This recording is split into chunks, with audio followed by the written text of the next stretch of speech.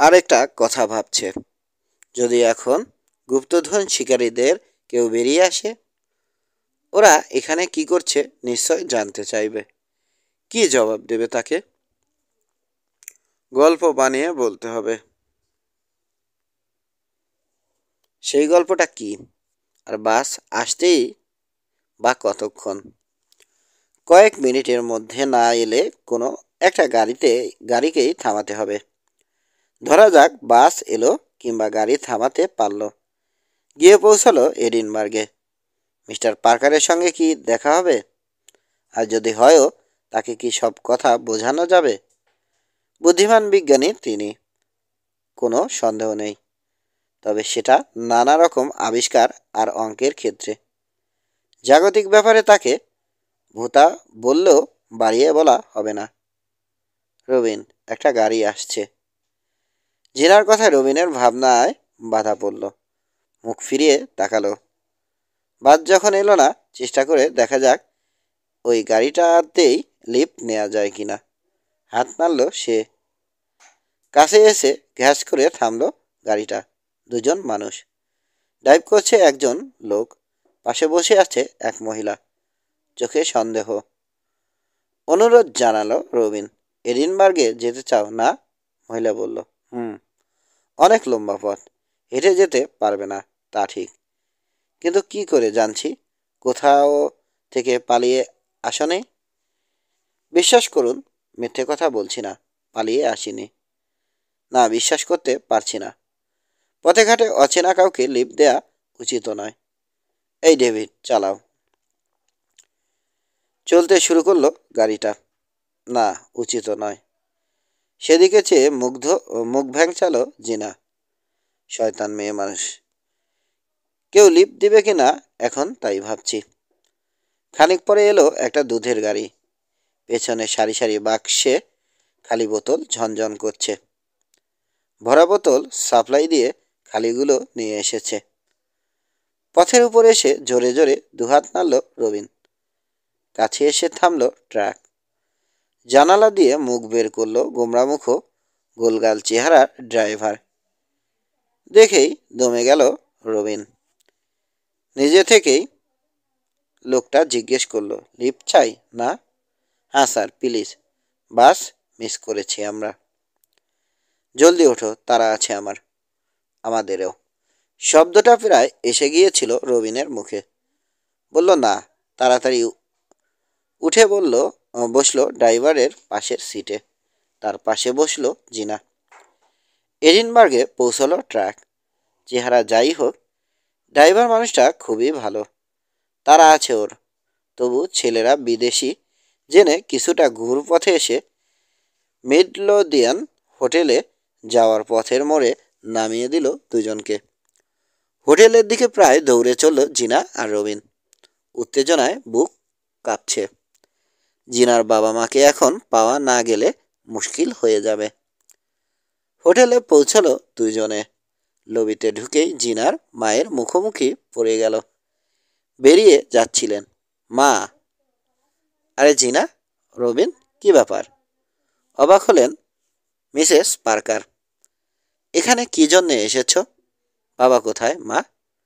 জবাব না দিয়ে পাল্টা প্রশ্ন করল জিনা। কনফারেন্সে। আমি বাজারে যাচ্ছি কয়েকটা জিনিস কিনতে। হয়েছে কি তোমার? হয়েছে কি তোদের? মুখ চোখ ওরকম শুকনো কেন? কিশোর আর মশা কোথায়? কিছু ঘটিয়ে বসিসনি তো? না না, খারাপ কিছু ঘটেনি। তাড়াতাড়ি বলল রবিন। কিন্তু আঙ্কেলের সঙ্গে কথা বলা দরকার, খুব জরুরি। প্রফেসর স্পাইসারের কিডন্যাপিংয়ের ব্যাপারে। সেজন্যই আমাদেরকে পাঠিয়েছে কিশোর। ভুরু কুচকে ফেললেন মিসেস পার্কার। একবার রবিনের দিকে একবার মেয়ের দিকে তাকাচ্ছেন। সিরিয়াস ব্যাপার, বুঝতে পেরেছেন। বললেন চল রুমে। বললেন চলো রুমে। আমাকে সব কথা বলবে, তারপর ওকে ফোন করব। কনফারেন্স সেন্টারে ফোন করলেন মিসেস পার্কার। অনেক চেষ্টার পর একজন ল্যাবরেটরি টেকনিশিয়ানকে বোঝাতে পারলেন তার স্বামীকে এখনই ভীষণ দরকার। ফোন ধরে রাখতে বলে কনফারেন্স রুমে গেল লোকটা। কয়েক মিনিট পর ফিরে এসে জানালো, জরুরি আলোচনা চলছে এখন। মিস্টার পার্কারকে ডিস্টার্ব করার সাহস হয়নি তার। মিসেস যদি কিছু মনে না করেন, নিজে এসে একবার স্বামীর সঙ্গে কথা বলার চেষ্টা করতে পারেন। ঢোকার ব্যবস্থা করে দেবে টেকনিশিয়ান। লোকটাকে অসংখ্য ধন্যবাদ জানিয়ে ফোন রেখে দিলেন মিসেস পার্কার। ছেলেদের বলল, চলো ট্যাক্সি নেব। হোটেলের বাইরে ট্যাক্সি স্ট্যান্ডে পাওয়া গেল গাড়ি। ড্রাইভারকে জলদি করতে বললেন মিসেস পার্কার। কনফারেন্স সেন্টারের সামনে এসে থামল গাড়ি। কিছুতেই ঢুকতে দেবে না তাদেরকে দারোয়ান। টেকনিশিয়ানের কথা বললেন মিসেস পার্কার। তাকে ফোন করলো দারোয়ান। রিসিভার নামিয়ে রেখে বলল, ঠিক আছে, শুধু আপনি যান, ছেলেরা থাকবে। থাক বলে ভিতরে ঢুকে গেলেন মিসেস পার্কার। ওয়েটিং রুমে বসে আছে জিনা আর রবিন। সময় যেন আর কাটে না। ঘড়ির দিকে তাকাচ্ছে ঘন ঘন। এই সময় এমন একজনকে ঢুকতে দেখল যাকে এখানে দেখতে পাবে কল্পনাও করেনি। সেটিনার ইকি। নিজেদের চোখকে বিশ্বাস করতে পারল না দুজনে, কিন্তু সেটি ওদের দিকে তাকালো না, চোখ নামিয়ে রেখেছে, যেন গভীর চিন্তায় মগ্ন। ওদেরকে দেখে ফেলার আগেই উঠে জিনার হাত ধরে টেনে নিয়ে চলল রবিন। ঢুকে পড়ল পাশের ক্লোক রুমে। ও দেখে ফেললে অসুবিধে হবে, নিচু কণ্ঠে বলল রবিন। সন্দেহ করবে, তার ওস্তাদদের ফোন করে হুঁশিয়ার করে দেবে। কিন্তু বেটা এখানে কি করছে? জিনা কিছু বলার আগেই ক্লোকরুমের দরজা খুলে ভেতরে ঢুকলো সেটি। দুজনকে দেখে চমকে উঠল। সামলে নিতে সময় লাগলো। হাসলো, তারপর বেরিয়ে যাওয়ার জন্য ঘুরতে গেল। হঠাৎ রবিনের মনে হলো সেটিকে আটকানো দরকার। কোনো কিছু না ভেবে গিয়ে ঝাঁপিয়ে পড়ল তার উপর। এরকম হামলা আসতে পারে ভাবেইনি সেটি। ধাক্কার চোটে সামনের দিকে ঝুঁকে গেল তার শরীর। পেছনের দিকে উঠে গেল একটা পা, টলে উঠল। তাকে সামলানোর সুযোগ দিল না রবিন।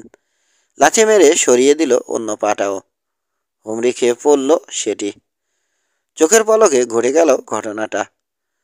কঠিন মেঝেতে ভীষণ জোরে কপাল ঠুকে গেছে সেটির। জ্ঞান হারালো সে। কোমর থেকে বেল্ট খুলে সেটির হাত পিছমোড়া করে বাঁধল রবিন। তাকে সাহায্য করল জিনা। পাও বাঁধা হলো জিনার বেল্ট দিয়ে।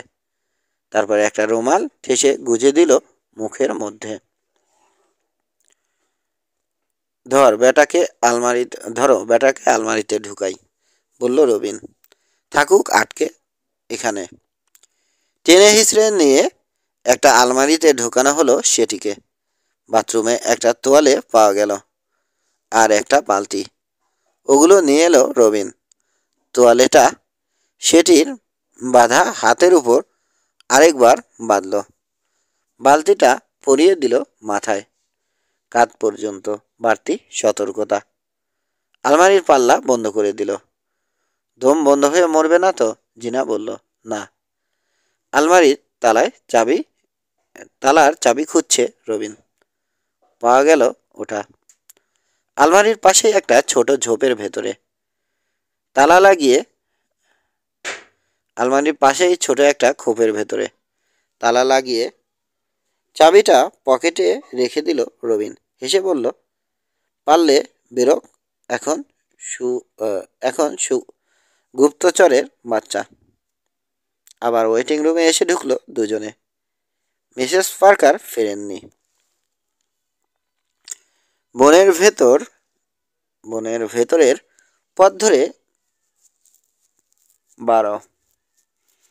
ভেতরের পথ ধরে এগিয়ে চলেছে কিশোর, মুসা আর রাফিয়ান।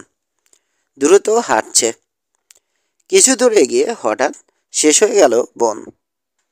পথের দুধারে এখন খোলা মাঠ। ভাবনায় পড়ে গেল মুসা। খোলা জায়গায় হাঁটছি, যদি বেটারা জানালা দিয়ে দেখে ফেলে? স্পাইটা আমাদেরকে চিনে ফেলবে। আরে না, কিশোর বলল, বাড়ি কই? বাড়ি দেখছি না। ওটা বনের মধ্যে খোলা জায়গা নয়, ওটা বনের মধ্যে খোলা জায়গা নয়। আর কোনো কথা হলো না, নীরবে এগিয়ে চলল ওরা। রাফিয়ান খুব উপভোগ করছে। দিনটা গরম, আবহাওয়ারও আবহাওয়াও ভালো, ঝকঝকে রোদ।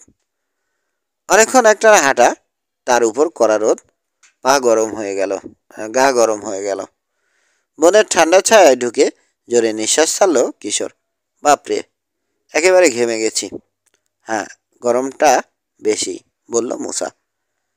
এখন থেকে আরো সতর্ক থাকতে হবে আমাদের।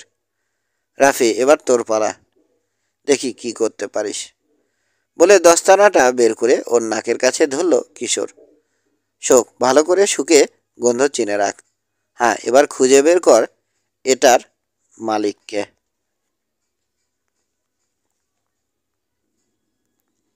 নাক কুচকে কয়েকবার গন্ধ শুকলো রাফিয়ান, লেজ নাড়ল, মাটিতে নাক নামিয়ে শুকলো, তারপর ছুটতে শুরু করলো। ওকে অনুসরণ করলো কিশোর আর মোসা। এক জায়গায় এসে দুভাগ হয়ে গেছে পথ। রাফিয়ানকে ডেকে থামালো কিশোর, দ্বিধা করছে কোন দিকে যাবে। পথ বাতলে দিল বুদ্ধিমান কুকুরটা, এগিয়ে চলল আবার একটা পথ ধরে। রাফি না থাকলে বিপদেই পড়তাম, বলল মুসা। আমি তো ভাবছিলাম ওই পথটা ধরে যাব, জিন্দেগিতেও খুঁজে পেতাম না বাড়িটা। তা ঠিক নয়, একমত হতে পারল না কিশোর। পেতাম, দেরি হতো আর কি। রাফি থাকায় সুবিধে হয়েছে, সময় বাঁচবে। রাফিয়ানকে আস্তে চলতে বলে বনের ভেতর ঢুকলো কিশোর, মুসাকেও ডাকলো। গাছপালার আড়ালে থেকে এখন অনুসরণ করে চলল কুকুরটাকে। কিছু দূর এগিয়ে গতি আরও কমিয়ে দিল কিশোর। রাফিয়ানকে বলল, রাফি আস্তে। মুসাকে বলল, মনে হচ্ছে এসে গেছি। সামনে কিছুটা খোলা দেখছো? সে রাতে এরকম একটা জায়গা দেখেছিলাম, তারপরে আবার বনের মধ্যে ঢুকেছিল গাড়ি। খুব সাবধানে খোলা জায়গাটা পেরিয়ে এলো ওরা, আবার ঢুকলো গাছপালার আড়ালে। হঠাৎ থেমে গেল কিশোর। মুসার হাত খামছে ধরল। ওই বাড়ি। উত্তেজনায় শ্বাস দ্রুত হয়ে গেছে তার। মুসাও দেখল, গাছের আড়াল দিয়ে চোখে পড়ছে বিরাট একটা সাদা বাড়ি, চারপাশে ঘেরা বাগান, বাগান ঘিরে রেখেছে উঁচু বেড়া, গেট আছে। কাইসে, বলে উঠল মুসা, এ যে আস্ত দুর্গ। এ কথা তো বলনি, ঢুকবো কোনখান দিয়ে? রাতে ঠিক বুঝতে পারিনি। নিচের ঠোঁটে চিমটি কাটল কিশোর। তাছাড়া দেখার তেমন সুযোগও ছিল না। ঢোকাটা কঠিনই, তবে অসম্ভব নয়। কিশোর, ঝুঁকি নিয়ে কী লাভ? স্পাইদের ঘাঁটি তো দেখলাম। চলো ফিরে যাই, পুলিশকে জানাই, যা করার ওরাই করুক। কিন্তু রাজি হলো না কিশোর। বাড়িটা যখন পাওয়া গেছে, ভেতরে না দেখে ফিরে যাওয়ার ইচ্ছে নেই তার।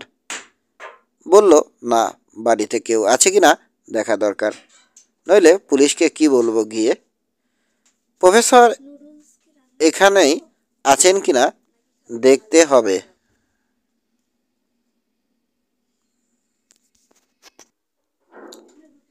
বেড়া ঘেঁষে দাঁড়াও, তোমার কাঁধে ভর দিয়ে উঠে বেড়া ডিঙাবো। পাগল হয়েছ? জেনে শুনে বাঘের গুহায় ঢুকবে? বাঘ নয় বেটারা, শেয়াল। কিডন্যাপাররা শিশ্রে চোরের চেয়েও বাজে। ওদেরকে বাঘ বললে মানহানি হবে বাঘের। বাধা দিয়ে লাভ হবে না, বুঝতে পারছে মুসা। তবু ঠেকানোর শেষ চেষ্টা করলো।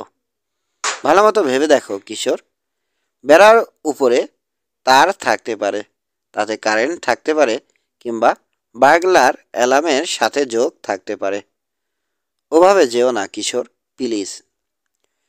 বেশ, এত যখন ভয় পাচ্ছ, তুমি এখানেই থাকো, আমি একাই চেষ্টা করে দেখি। কি আর করে, সঙ্গে চলল মুসা। বেড়ার ধারে প্রায় পৌঁছে গেছে। এই সময়ে শোনা গেল ইঞ্জিনের শব্দ। একটা গাড়ি আসছে। তাড়াতাড়ি গিয়ে ঝোপের আড়ালে লুকালো মুসা আর কিশোর। রাফিয়ানকেও টেনে নিয়ে গেল সঙ্গে। ওরাও ঢুকে পড়ল। গাড়িটাকেও আসতে দেখা গেল এবড়ো খেবড়ো এবড়ো খেবড়ো পথে ঝাঁকুনি খেতে খেতে একটা ভ্যান গেটের কাছে এসে থামলো। খোলার জন্যে নামলো ড্রাইভার। সে একলাই, গাড়িতে আর কেউ নেই। পেছনে দুটো বাক্স। দ্রুত সিদ্ধান্ত নিল কিশোর। ড্রাইভার এদিকে পেছন করে গেট খোলার জন্যে এগোতেই ঝোপ থেকে বেরিয়ে পড়ল সে। মুসাকে অবাক করে দিয়ে দিল দৌড়। নিচু হয়ে দৌড়ে গিয়ে উঠে পড়ল ভ্যানের পেছনে। বাক্সগুলোর আড়ালে লুকালো। রাফিয়ানও কিশোরের পিছু নিতে চেয়েছিল। বেল টেনে ধরে রাখলো মুসা। বেরোতে দিল না। বুক কাঁপছে তার। কাজটা কি কিশোর ঠিক করলো? বিপদটা অনুমান করতে পেরেছে? দিশেহারা হয়ে গেল মুসা। কি করবে এখন? বেরোবে কিনা ভাবতেই দেরি করে ফেলল। গেট খুলে ফিরে এসে গাড়িতে উঠল ড্রাইভার। গাড়ি নিয়ে ভেতরে ঢুকলো।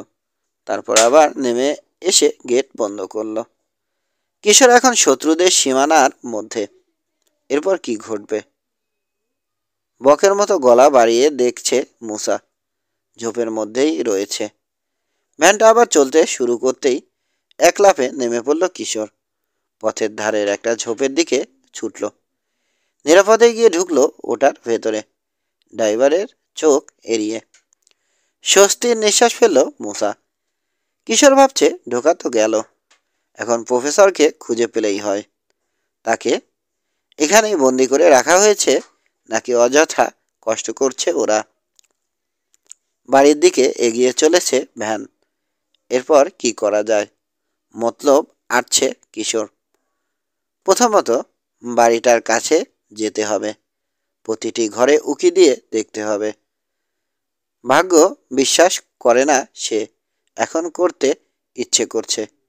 কারণ রওনা হওয়ার পর থেকে এ যাবৎ প্রতিটি ক্ষেত্রে তাকে সহায়তা করছে ভাগ্য। আরও একবার করল। ঝোপ থেকে বেরিয়ে ছুটে আরেকটা ঝোপের আড়ালে এসে থামল কিশোর। তারপর আবার ছুটল আরেকটা ঝোপ লক্ষ্য করে। এভাবে ঝোপের আড়ালে আড়ালে চলে এলো বাড়ির কাছাকাছি। টেরি পেল না ড্রাইভার। কার সঙ্গে যেন কথা বলছে লোকটা। কান পাতল কিশোর। শুনতে পেল, বলছে, নিশ্চয় বুঝতে পারছেন কতটা ঝুঁকি নিয়েছি। শুধু আপনার জন্যেই করেছি কাজটা। হ্যাঁ, যা যা আনতে বলেছেন সব নিয়ে এসেছি। লিস্টের কিচ্ছু বাদ যায়নি। এবার কাজ শুরু করতে পারেন। ও আরেকটা কথা, ওরা বলে দিয়েছে কোনো রকম চালাকি না করার জন্যে, তাহলে বিপদে পড়বেন। আর অবাধ্য মানুষকে দিয়ে কি করে কাজ করাতে হয় খুব ভালো মতো জানে ওরা। কই, কাউকে তো দেখা যাচ্ছে না। অবাক হলো কিশোর। লোকটা নিজেই কথা বলছে নাকি? কিন্তু নিজের সঙ্গে এভাবে কেউ কথা বলে না। কথার জবাবও দিল না কেউ। তাহলে লোকটার কথা শুনে তো মনে হচ্ছে প্রফেসর স্পাইসারের উদ্দেশ্যেই বলেছে। আর কিছু বলল না ড্রাইভার। ভ্যানের পেছনে এসে বাক্স নামাতে শুরু করলো। বাড়ির ভেতরে বয়ে নিয়ে গেল ওগুলো। হয়তো ঘরের ভেতরে বসে খুলবে সাবধানে। ঝোপের আড়াল থেকে বেরিয়ে আবার এগোলো কিশোর। ভ্যানের কাছে এসে থামল। তাকালো চারপাশে। কেউ নেই।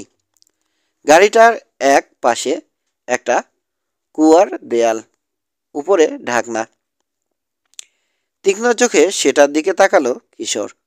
দেয়ালের গোড়ায় মাটির সমতলে একটা ভেন্টিলেটর শাফট।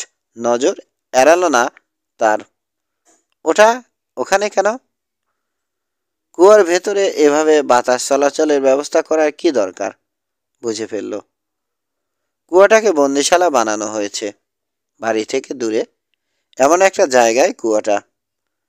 চোখে পড়বে সবারই, অথচ কেউ কিছু সন্দেহ করবে না, ভাববে সাধারণ কুয়া। চমৎকার বুদ্ধি বের করেছে ব্যাটারা।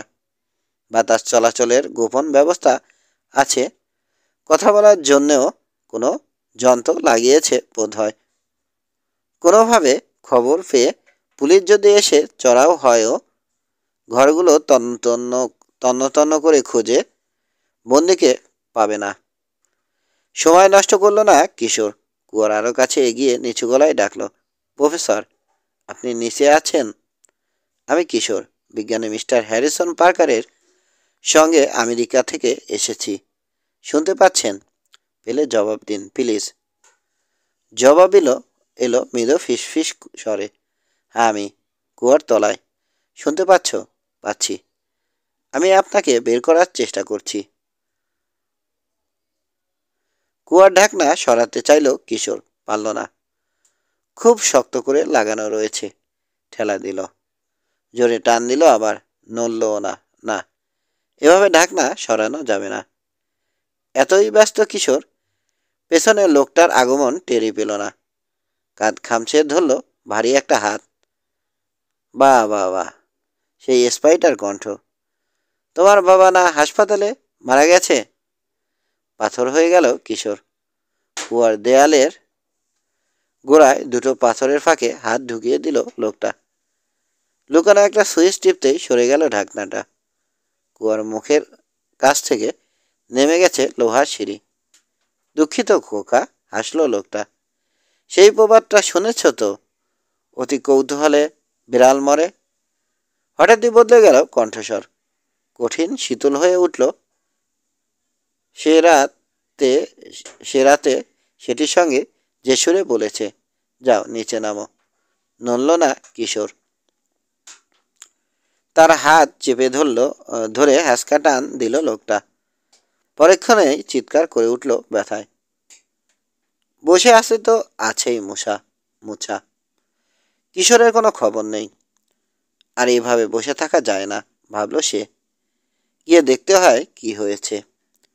বেরিয়ে এলো ঝোপের আড়াল থেকে। রাফিয়ানকে নিয়ে এগোলো গেটের দিকে। গেটের কাছে এসে থামল।